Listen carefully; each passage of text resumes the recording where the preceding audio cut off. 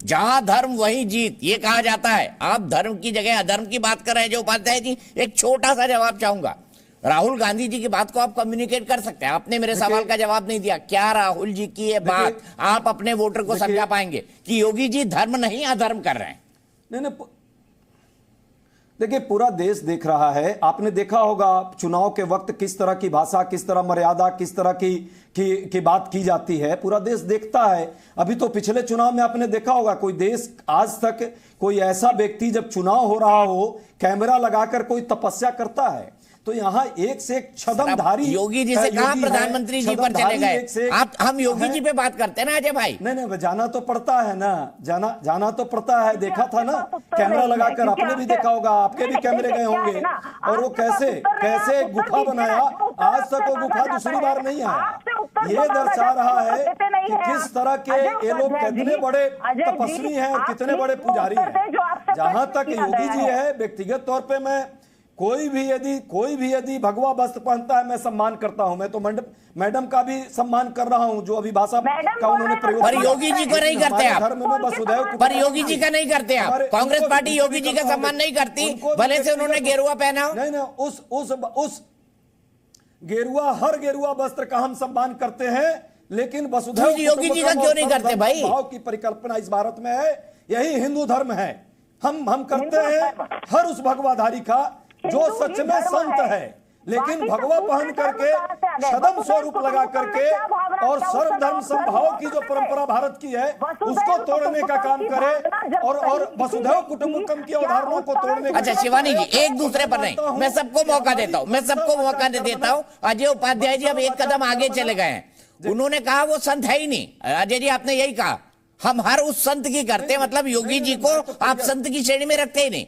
जो हम उस सभी संत का सम्मान करते हैं जो भगवा पहना है, लेकिन भगवा के भेष में कई लोग जो है सिर्फ सियासत करना चाहते हैं। ना एक मिनट कर्मणा वसुधैव कुटुंबकम और सर्वधर्म समभाव की परिकल्पना हिंदू धर्म में है, उसको जो अपनाता है वही संत है, वही ऋषि है, वही मुनि है। जो चलिए मेरे पास एक और सवाल है, मैं आऊंगा आपके पास, लेकिन सबसे पहले सीधे में चलता हूं घनश्याम तिवारी जी के पास। घनश्याम तिवारी जी, राहुल जी ने तो कहा, आपने उसको सेकंड कर दिया। मैं आपसे समझना चाहता हूं, क्या आप अपने वोटर को समझा पाएंगे कि योगी आदित्यनाथ संत नहीं है, वो हिंदू धर्म को नहीं समझते हैं और वो धर्म नहीं अधर्म कर रहे हैं? नमस्कार दीपक जी, आपको, दर्शकों को और को पैनलिस्ट को। जो जहां तक ठग मैं समझता हूं, ठग वो है जो लोगों से झूठ बोलता हो अपने फायदे के लिए, लोगों में झगड़ा कराए अपने फायदे के लिए, शपथ लेकर के संविधान की उसके खिलाफ काम करने लगे और लोगों के बीच में नफरत पैदा करे, या फिर अपना नाम बदल ले, अपने काम को छुपाए, लोगों पर अत्याचार करे, उस पर अपने फायदे गिनाए। और जहां तक अगर किसी को लगता है क्योंकि हिंदू समाज का कोई प्रतिनिधि हो गया है अपने नाम पे कुछ लगाने पे या कोई किसी वेशभूषा में, तो मुझे लगता है कि उनको थोड़ा सा खबरों में रहना चाहिए, देखना चाहिए। जैसे कि जब आदित्यनाथ जी को मुख्यमंत्री बनाया गया तो उस समय अनेक मीडिया चैनल्स ने खबर छापी कि उनके ऊपर कई संगीन मामले हैं। 2017-18 मार्च उसमें 153 है, तरह तरह के मामले हैं। मैं पूरा पढ़ के आपको सुना देता हूं। एक दशक से ज्यादा मर्डर का चार्ज रहा किसी के ऊपर। तो मुझे लगता है कि इस देश में क्या संत की परिभाषा उन लोगों को के ऊपर डाल देनी चाहिए जिनके ऊपर एक दशक से ज्यादा मर्डर का चार्ज है, जिनके ऊपर 153A, 295, 297, 504, 427। जो आदमी राजनीति में होता है उस पर कई तरह के मुकदमे लगते हैं तिवारी जी। नहीं, ये बीच में मैं किसी को डिफेंड नहीं कर रहा। अगर देखिए ये इस तरीके से डिफेंड मत कीजिए। आपको लगता है कि ये मुकदमे अगर मेडल हैं, परमवीर चक्र हैं और वीर चक्र हैं और शौर्य चक्र हैं, तो ये आपकी सोच मुबारक। बीच में किसी को बोलने की, जब आपका वक्त आए तो बोलिए, ऐसे नहीं। मेरे एक ही वाक्य बोला है मैंने। राजीव जी सुन लीजिए, मैं बस वो कंक्लूड कर रहे हैं। अगर किसी को लगता है कि दर्जन भर मुकदमे मेडल हैं और उन मेडल के आधार पर मर्डर का मुकदमा हो, राइटिंग का मुकदमा हो, हेट स्पीच का मुकदमा हो, तो उस मेडल के आधार पर किसी को वेशभूषा के आधार पर हिंदू समाज का प्रतिनिधि घोषित कर दिया जाए, तो मुझे ऐसा नहीं लगता है। ठीक है, मैं मुख्यमंत्री को मुख्यमंत्री मानता हूं, ठग है कि नहीं है वो जनता तय करे। लेकिन अगर कोई इन मुकदमों के आधार पर कहता है कि वो संत बन गया है, तो मैं उसे संत नहीं मानता। ठीक है, संत नहीं मानते। राजीव जी बात यहां तक पहुंच गई, अब संत भी नहीं मानते। मैं आ रहा हूं धर्मवीर जी आपके पास भी और विजय शंकर जी आपके पास भी। नहीं बिल्कुल, देखिए मैं तो कह रहा हूं मुझे कोई आपत्ति नहीं है। इन्होंने कहा कि ये तो जनता को निर्धारित करना है कौन धर्म की रक्षा कर रहा है, कौन ऐसा व्यक्ति। ना राजीव जी की आवाज कट गई है। मैं सीधे तिवारी जी के पास चलता हूं, राजीव जी जुड़ेंगे, फिर हम राजीव जी के बाद उनका वर्जन ले लेंगे। तिवारी जी आप बताइए, संत नहीं मान रहे हैं ज्यादातर पॉलिटिकल पार्टी के नुमाइंदे। देखो, आज तो राहुल गांधी की बात हो रही है, तो राहुल गांधी जी कुछ भी कह सकते हैं। उनकी क्रेडिबिलिटी इस विषय को लेकर समाज में कितनी है ये हम सब लोग जानते हैं। ये वही कांग्रेस पार्टी है जो जब 1947 में उसके बाद चुनाव लड़ी तो सारा देश उनको हिंदू पार्टी के रूप में जानती थी, सामने मुस्लिम लीग थी। और वो हिंदू पार्टी धीरे धीरे अपने कामों से उनकी क्रेडिबिलिटी खोती गई। और एक समय ऐसा आया जब देश के संतों को इन्होंने आतंकवादी करार देकर के जेल के अंदर बंद कर दिया।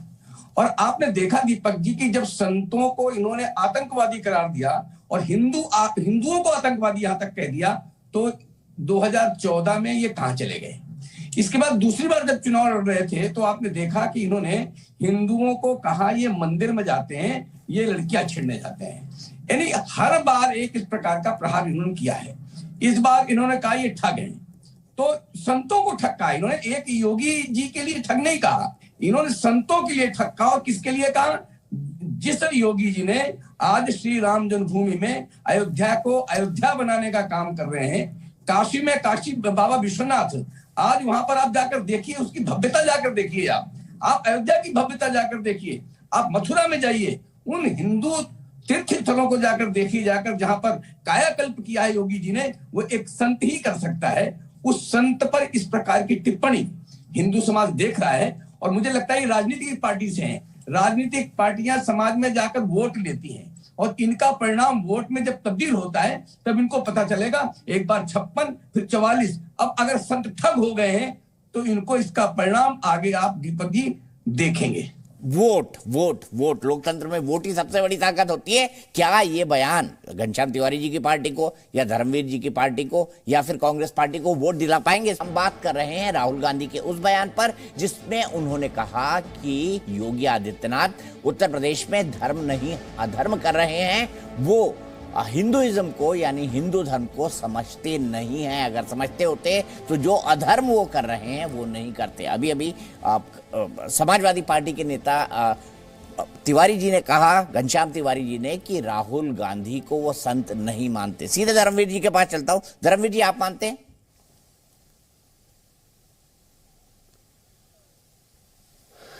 दीपक जी आपने बड़ा देर में मुझे मौका दिया है तो थोड़ा मुझे टाइम दीजिएगा। योगी जी संत हैं, योगी हैं या भोगी हैं ये तो जनता देख रही है, लेकिन मैं इतना ही कहूंगा उनको कि जैसे जैसे जनता 2024 का चुनाव नजदीक आएगा तो ये एक दूसरे को, कोई किसी को ठग कहेगा, कोई महाठग कहेगा। इनकी भाषा कांग्रेस की और बीजेपी की आपस में इस इतने नीचे स्तर पर चली जाएगी कि इस लोकतंत्र में जिसकी जगह ही नहीं होगी। चाहे इस देश के प्रधानमंत्री हों और चाहे राहुल गांधी जी हों और चाहे बीजेपी के अन्य नेता हों, इनकी भाषा का स्तर बहुत गिर जाएगा। बाबा साहब ने संविधान में इस तरीके की भाषा का और इस लोकतंत्र में कोई स्थान नहीं रखा।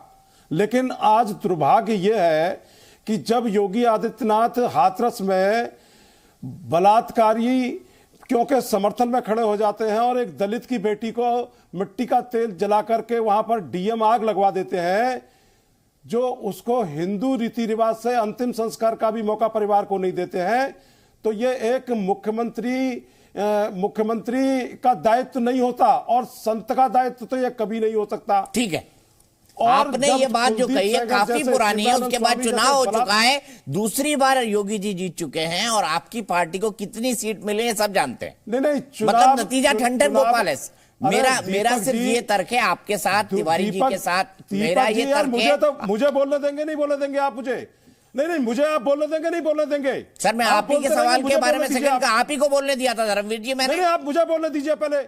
आप एक मिनट धर्मवीर जी, आप सम्मान से बात करेंगे। मैं धर्मवीर जी बोल रहा हूं आपको। आप सम्मान से बात करेंगे, आप अनावश्यक गुस्सा नहीं दिखाएंगे। बात कर रहा हूं।